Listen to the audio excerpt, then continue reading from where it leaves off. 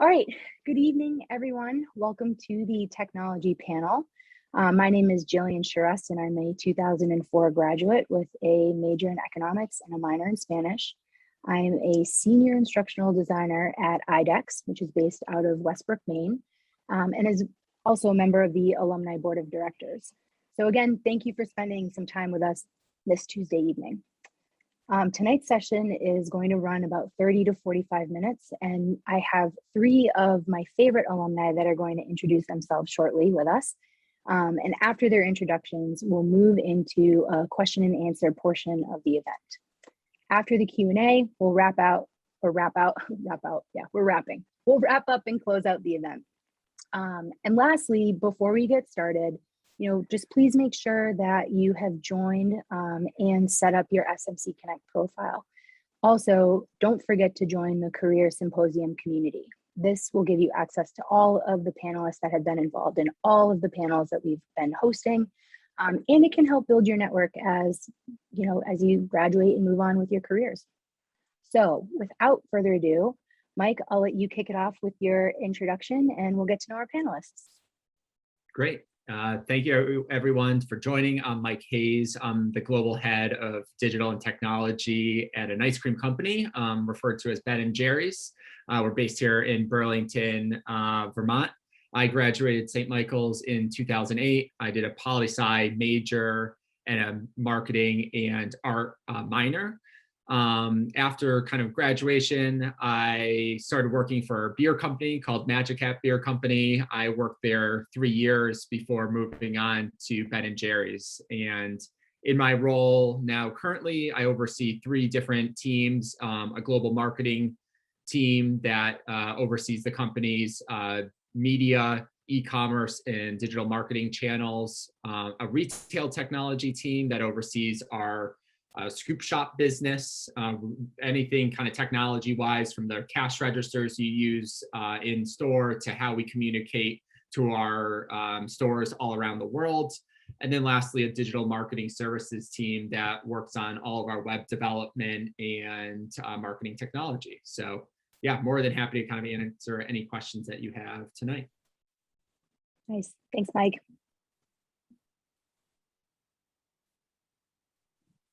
Hey, my name is Dan Jackson, and I'm currently the CEO of DriverBase, which is a new car search engine that I've been building out. I graduated close with Jill in 2005, and we both studied economics and business, and I actually worked in the IT department at St. Mike's for many years, so I got to know most of the people who worked there and helped them out. Very cool job. And after St. Mike's, I was fortunate to be able to stay in Vermont and become an early employee at deal.com. I worked there for about 10 years, and now I'm building DriverBase. It's a very early stage, but hopefully can create more Vermont-based jobs and hire more people like you. Nice, thanks, Dan. I probably used your IT tech support help because, tech is hard sometimes. Yeah, exactly. It was nice to be able to meet all the professors and the students all at once, except when, like there was an internet outage or a deadline. People were super cranky around the big deadlines. Yeah. Hi, my name is Mark Snozia. I graduated in 2003. I was an art major at St. Michael's, and currently I run my own animation studio here in Essex Junction, Vermont. And we specialize in 3D product visualization for the outdoor and lifestyle industries. So if you ever see any of those cool videos that have products that kind of explode and show the inner workings of it, that's the type of work that I do. On top of that, I also run an event called Camp MoGraph, which is a yearly event for motion graphics people all around the world, honestly. And I will say that a lot of the roots of that come from St. Michael's, from POW and LEAP, and a lot of events that St. Mike's put on. And it's all about community and building the network of like-minded people. Nice. Thank you guys for your introductions. I really appreciate that. And thank you also for representing Vermont. Also appreciate that as well. So let's jump into the questions. So one of the first questions I have is, how did you enter into the field that you are in, and kind of what was your path from, and Mike, you had kind of already alluded to this, what was your path from undergraduate to where you are now? So maybe a few of the jobs that you've held before, and how did that get you to where you are? Yeah, I think for me, it was really, to be honest, it's very kind of lucky, and the timing was a coincidence. So I ran the ski and snowboard club at St. Mike's, and we wanted people to come to our rail jams. And frankly, before technology, it's kind of weird to say out loud, but like we basically made posters and hoped people would come to events. And then my junior year at St. Mike's, this new website came out called Facebook, and we were like, wow, you can use this website to like get people to come to like events. And so at that point, I didn't view that as marketing. It was like, okay, how do we throw kind of a bigger event for the club, and how do we get people to attend? And so that really kind of started my interest in kind of marketing. And that's actually when I shifted my major into marketing.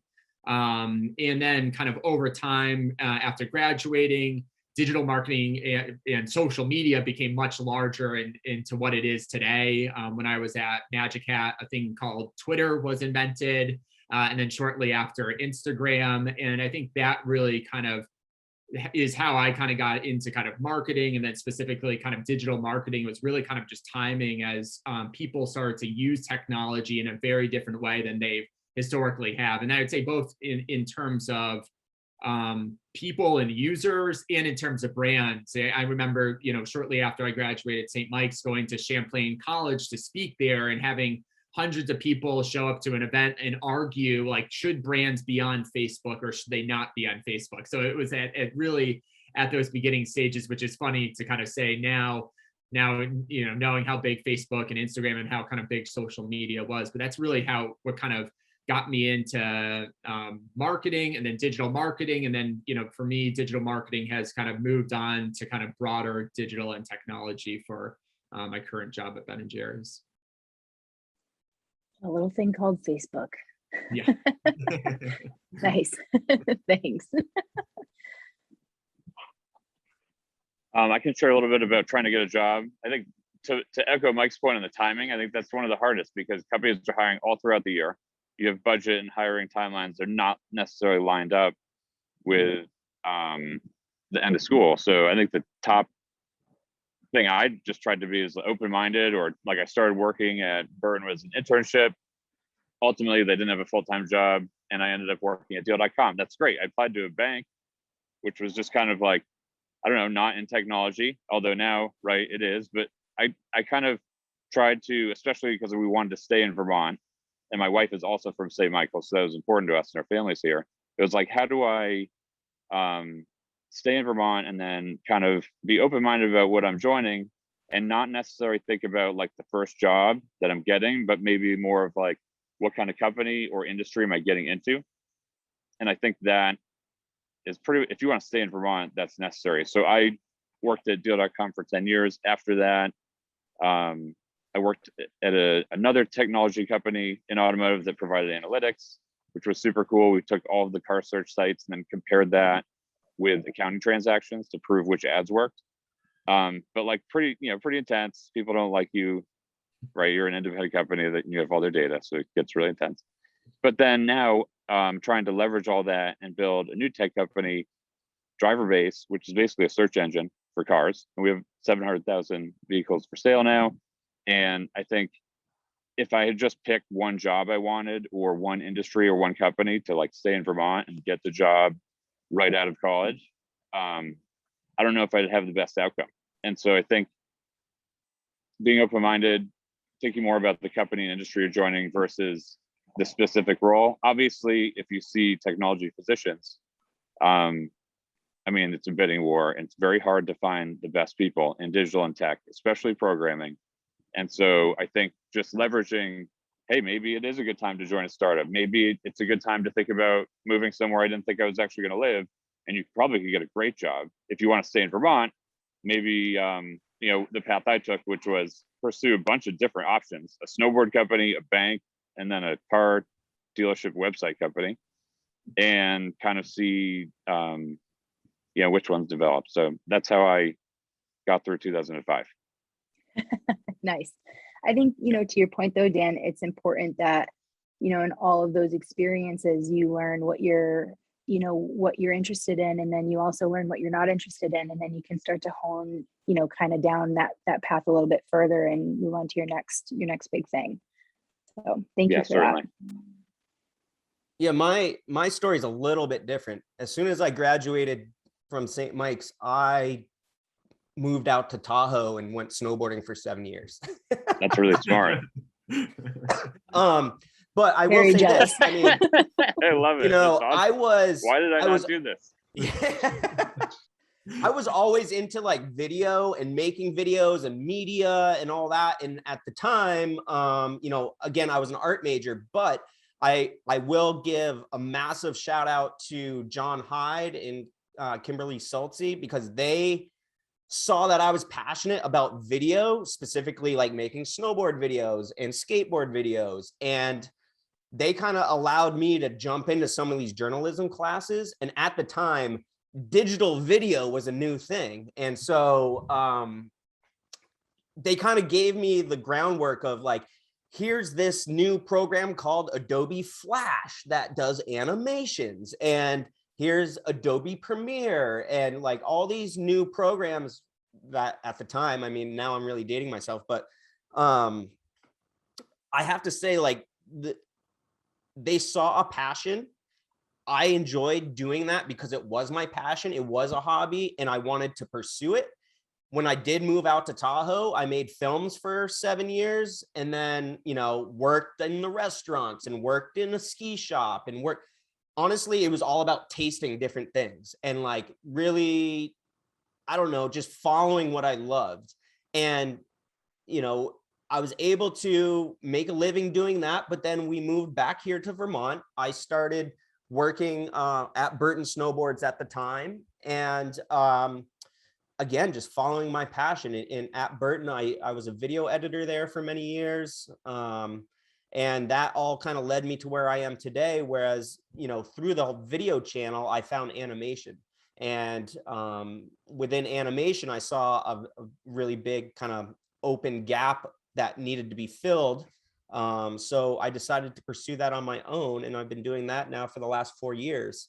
But if I were to say anything and speak to anything about technology, I would say that the landscape that we are in now is a completely different one. And in a way, COVID very much accelerated that. And as much as, like, to speak to Dan's point, if you want to stay in Vermont, doesn't really mean you have to work for a company that's in Vermont. Everyone's very open to remote work now. And it's kind of technology has really blown the doors off of allowing you to have the world as your oyster. You can, really start to apply to jobs all around the world. And now more than ever, people are willing to hire people remotely. And as long as you can, show that you can get the job done, I think there's a lot of flexibility there. I think this is really highlighting when we think of, technology. I think it automatically would default to like computer science or coding. And it's so much more than just that. Like, we are so heavily, technology is such a broad term of like, what does that mean? And now, Mark, I think to your point with, sprinkling in a little COVID in there, it's the backbone of what we are so reliant on. So many different kinds of technology that some you might be aware of and some you might not even know that it's happening. Which kind of brings me to my next question of, because there's such a wide breadth of what can be covered within technology, like, what have we seen change in the past 5 years? And maybe 5 might even be too long when we think about the future. Like, what do we think is going to change in the next 3 to 5 years in the future? Yeah, I mean, I think for me, it's constantly, like you said, Jill, it's kind of constantly evolving, right? So, for me, the biggest things are kind of media in e-commerce. When I started at Ben & Jerry's, I think our total digital media budget was $250,000. I can tell you we spend a lot more on digital media now than $250,000. So that's really transformed, and how you buy it, the channels we use, all has transformed. The second one was really around e-commerce. Like, we didn't have an e-commerce business 5 years ago. And now in most cities around the entire world, you can order Ben & Jerry's and get it to your door in 15 minutes or less. So it's really revolutionizing like how people consume and order and interact with our brands. And then lastly, for our business around COVID and our retail locations, you used to like only go to a Ben & Jerry's and only be able to like pick up a scoop of ice cream and a cone and buy that in store. And really what we've seen accelerate over the last 2 years is now we need to do all of that through delivery, through ordering ahead, through buying cakes and catering. So the business that might have had only kind of 10% sold through e-commerce now has half of their business getting sold through kind of online and digital, leveraging digital and technology. And I think that's where, to your point, that this isn't just technology, isn't just coders and developers. Yes, we have that on our team. They're very talented, but I think really technology kind of comes through everything companies do now, and really kind of working at that intersection between technology and marketing and technology, and how that really comes to life for the brand to drive real value is something that I'm constantly working on, but I really enjoy it because there is constant change, right? This year is not the same as last year and the year prior, so it's constantly evolving, and that's what kind of keeps me excited about technology. Yeah, I mean, I think if you're going to join an industry that has an expanding market, it's growing, your job is going to be a lot more fun and rewarding, and you're going to be able to do pretty big things. If you join an industry that's like being disrupted and you're on the other side of it, like Blockbuster versus Netflix, right? You could have a great job or you work really hard, but you're kind of like swimming upstream. So picking the right industry and category, I don't know what the right answer is. I could say in my experience of dealing with a big one where we're trying to shift everybody to electric cars. And then there's a chip shortage, and different states are creating rules about when we're going to be converting everybody. So everybody will be switching at a different time. And also, can you afford it? But then, like right now, I'm trying to figure out how can I work with the frontier technologies that are coming out, but not just be focused on them because they're super risky, but you can't ignore it. And like, I like this question because it's like, what's way ahead? They're saying that everybody's going to have an electric car in like 10 years, like a full switchover. And I think that's super interesting. I think autonomous driving is probably further out, but like also very interesting. But then today, like most of that's not available. Most of the new electrics you can't really buy. You can order it.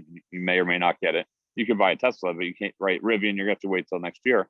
The companies like these disruptive EV technologies that are coming out, now Rivian's worth more than like the whole auto industry. Like Tesla is already worth more than Ford and GM and everybody. And just like these single EV disruptor companies are coming in, and they're like worth more than the entire market combined. And I'm just kind of thinking about like, I guess the optimal move would be just make sure you're headed towards that expanding market, because if you just are staying in the traditional categories of business, like you're going to have a harder time. Your job won't be as fun, right? You're going to have to work harder for less of a reward or payoff. Does it work smarter, not harder? Yeah, like pick which category you want to operate So in. easy. I'm literally trying to figure it out right now. Like, I'm reaching out to all of the electric manufacturers. Like, I'm going to meet with them all tomorrow, but I don't know, they don't have dealerships. So I'm trying to like figure it out. And I think that's kind of the mindset that would be good to have if I'm graduating from St. Mike's this year is, how can I, kind of pick a category that's super interesting and growing. And then, I don't know, you can get paid more too, and the benefits are better. So Not a bad perk. correct.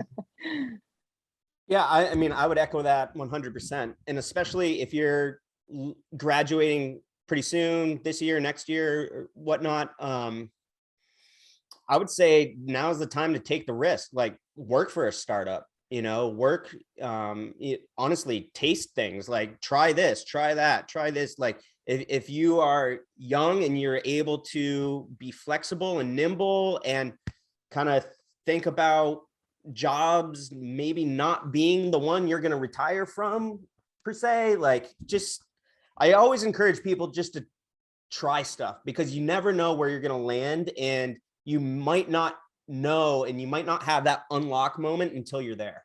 And the way technology is rapidly advancing right now, I think there's so many opportunities. And like, I don't want to start mentioning buzzwords that are going to like call people or like upset people, but like in my space right now, a lot of people are moving into this NFT, IP stuff, especially if you have a computer science background, blockchain technology.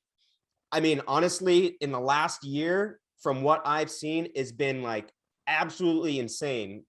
It has ramped up so much. And now there's companies being developed just to operate around an NFT. Like, so 5 years from now, I don't know what it's going to look like, but I will tell you this, that there's going to be a lot more of this IP that's being sold and that can be owned as a digital good. And I'm sure, as many of you know, you're already comfortable in spending that money in Fortnite or spending that money online. And so as someone who graduated in 2003, I'm starting to wrap my head around this. I'm sure a lot of you are very familiar with this, and this is almost secondhand for you, but I just think there's so much opportunity exploding right now. And I would just encourage you to use your skills. And if you have the tolerance for risk, take some risks, and you never know what might happen.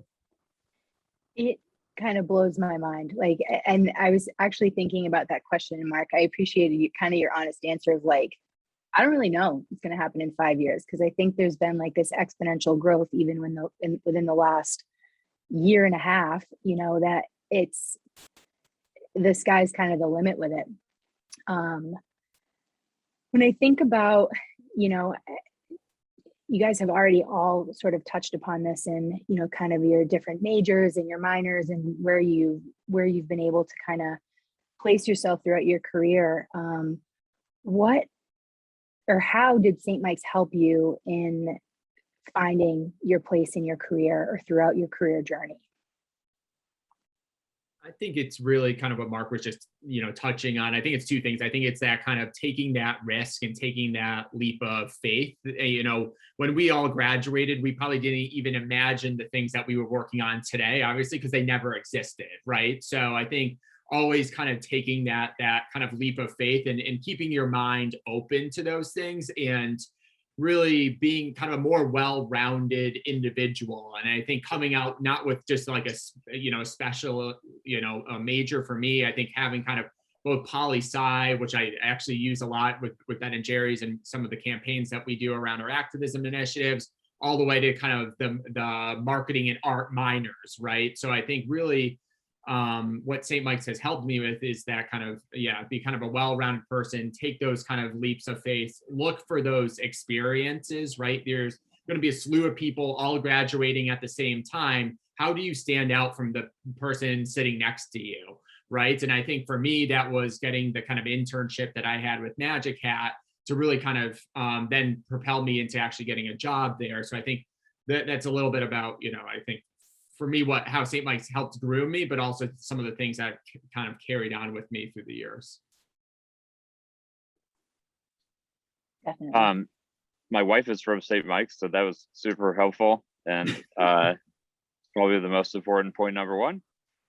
And then I think working in IT, and like when you're working on that 3,000 different computers and everything's written, you're dealing with everybody and all the different personalities and even departments, right? Like working with the chemistry department, the president, or like a student or a new student, and like setting up an event for prospective students. I think that doing maybe like these guys are saying, doing something that maybe you're just starting to create some value. Maybe you're doing something to create relationships and you don't really know what's going to come of it.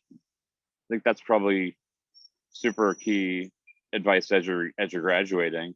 While I was at St. Mike's, I mean, to have a job while being able to study and then help pay for school, and then also it was at a career event where I started to find out about the Deal.com jobs. Like St. Mike's is very well connected with the Vermont employers, and there's a growing number of tech companies. So I think where in the past, just to wrap up, like in 2005, most people moved back to Boston or think, hey, I'm going to go to San Francisco and work in tech, or you can stay here in Vermont and do whatever. And now there's actually a large and growing number of new technology companies in Vermont, which is pretty cool. And I think that St. Mike's, like this event, right? We're trying to, just have events like this and engage and find out ways that we can help each other out.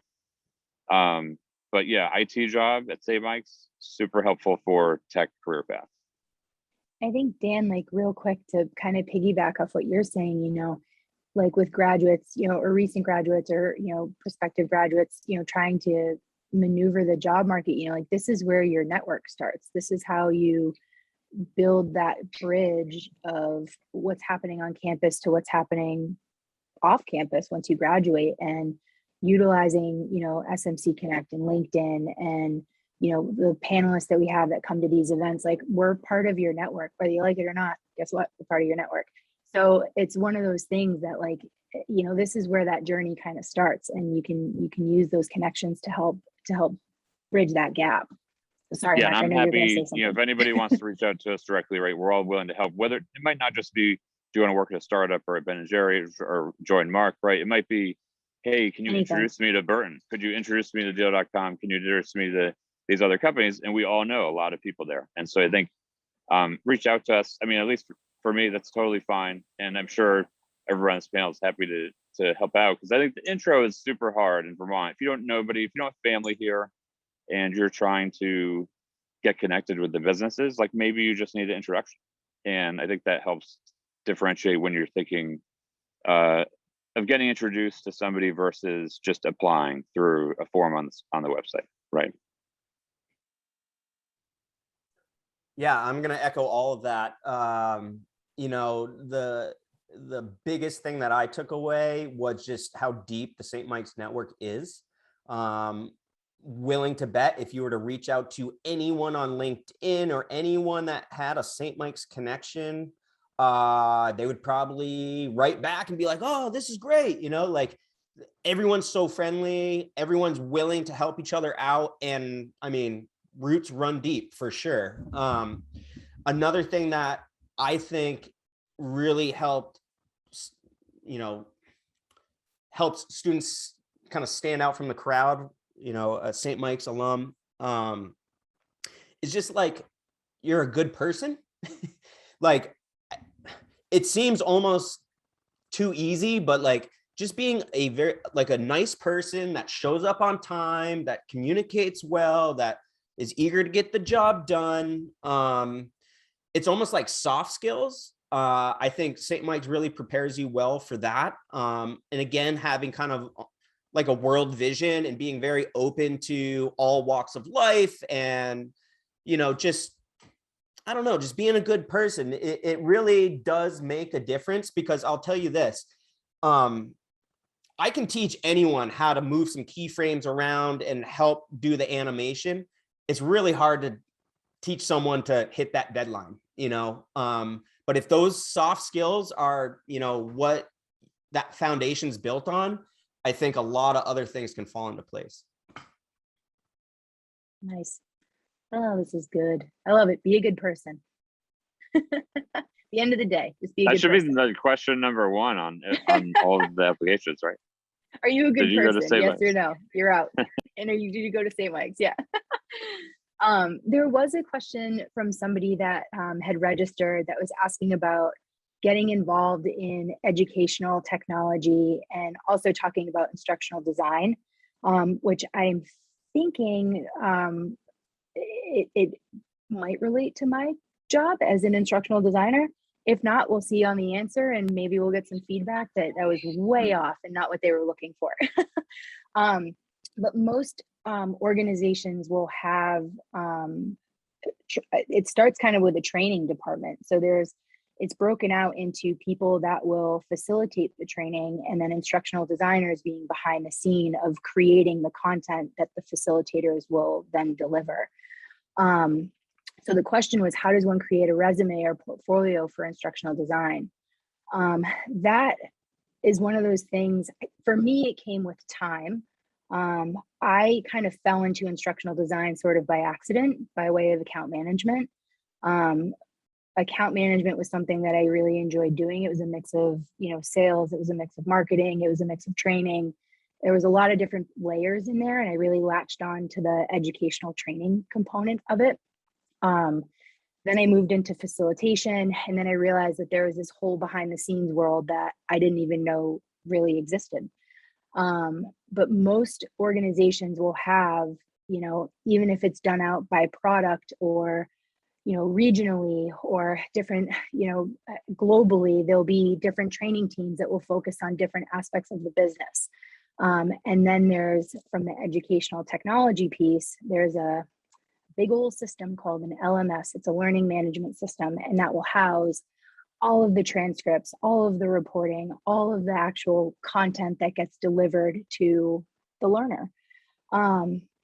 So creating a portfolio, some people have websites that highlight the work that they do. That's something that I've seen a lot of.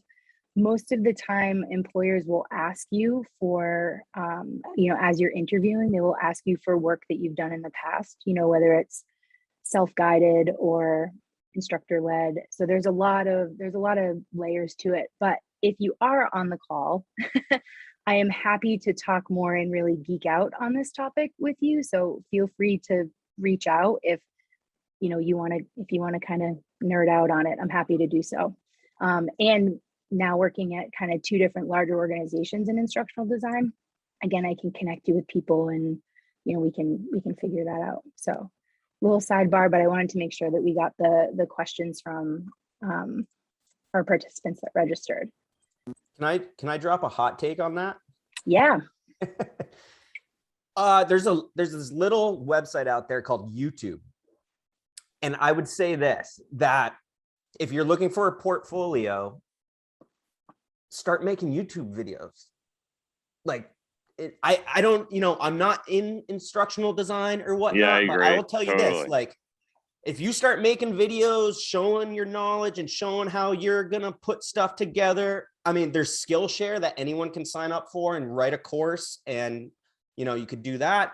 There's so many outlets. And I will tell you from my experience and in my industry, there are almost too many people making tutorials and educational videos about how to use software, how to do certain techniques and whatnot. But it's all people that are on YouTube doing their own channel. There are paid services, and there are like legit courses and stuff that you can take. But again, with kind of the democratization of technology, anyone can start posting videos and making a whole, channel on YouTube, and all of a sudden you have all these subscribers enjoying your content. As someone who hires people, I see that. Not only does that show me that you're competent and very good at explaining stuff, but that you're passionate and that you're going about this and doing it yourself. So if you can bring that passion and that excitement to my company, that's a win-win. I'm so glad you brought that up, because that was definitely not the way that I went about it, because it just didn't exist as I was doing it. So that is an excellent, as you're saying it, I'm like, yes, this is exactly like the beauty of technology, and being able to highlight that, I think, is huge. And so we learn about YouTube and Facebook. This is so great. No, that's awesome. Thanks, Mark. So we're at 6:35, just doing a little time check here. We have a couple more questions, and then we can start to wrap up. I think I personally want to know this. What do you like most about your job, and what do you like the least? And maybe kind of, well, we talked about kind of what got you started, but if that ties into what you like the most, maybe what you like the least, maybe it was a jumping off point, but yeah, spill the details. What do we like and what do we don't like? Oh man. For me, what I really like about my job is that it's constantly evolving. So for the first 5 years that I worked at Ben and Jerry's, I worked in the US marketing team, and it kind of gets repetitive, even though it's a very exciting job. We're releasing lots of fun flavors, and we're partnering with big celebrities. It kind of got repetitive. And I think as I moved into my global role that I have now in the last kind of 5 years at Ben and Jerry's, and more in kind of digital and technology, no 2 years, like I mentioned before, are really the same. And it's constantly evolving. It's pushing and challenging myself to constantly learn new things, find ways to apply it to the business. And I think, to me, that kind of intellectual challenge is really, exciting for me. Yeah, I don't know if there is a bad thing. I think, right now, over the last 2 years, is not being able to kind of travel around the world to see the people that I work with all the time. So I'm in virtual meetings all day long, and not being able to travel is probably the biggest kind of bummer that's going on right now. So hopefully that will change soon, and we can make that happen again. I feel that. I would probably put that as something that I don't like right now either. I'm really looking forward to meeting my coworkers. I had started a new job in April, and I realized that I have only seen people from here up. Yeah. So maybe that will change. I hired a woman in London, and I've never actually met her. It's this weird thing, but hopefully soon. Hopefully. Hopefully. We'll know. We don't know.